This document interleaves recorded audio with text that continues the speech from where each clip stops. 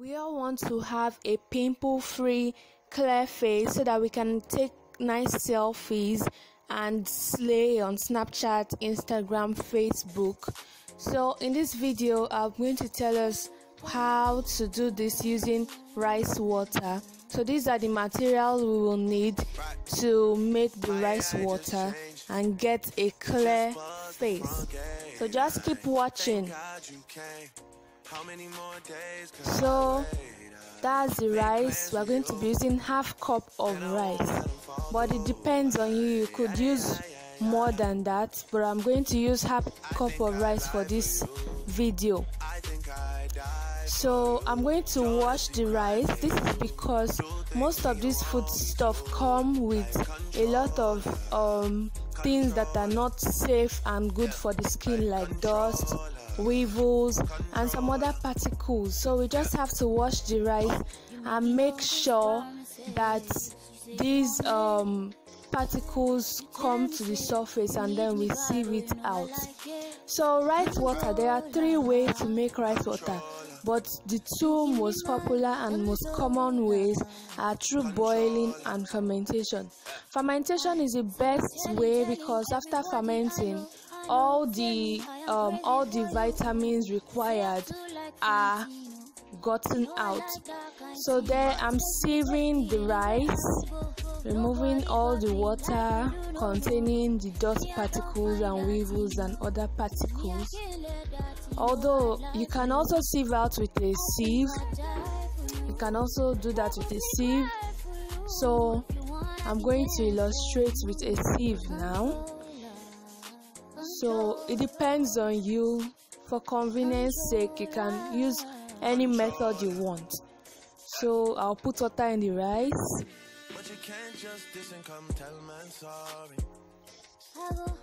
Then I'll wash it. I'm just illustrating. Normally I will just wash the first time and make sure I wash it really well. Then I drain the water out. So that's why I need all the energy that you bring to me. You always have to make sure all the particles at the bottom come up to the top. So I'm going to sieve that out carefully, little by little. Some grains of rice already poured into the sieve. So I'm going to heat them back into the plate to make sure there is no wastage. So I'm going to put the rice into the plate that I'll use to ferment it. I already put water in it, so you always have to make sure that all grains of rice are inside the plate for fermentation. That way, so you put all grains of rice inside for fermentation. And then when you now put water in the plate, there's already water in the plate. You put water in the plate and make sure the water is above the surface of the rice, or you can put more water depending on you, because I'm still going to dilute that one. So this is rice water I already made prior to making this video. That's it. So when you put the rice in the plate and add water, you leave it for 2 days so that it will ferment well. How do you know it has fermented? The smell.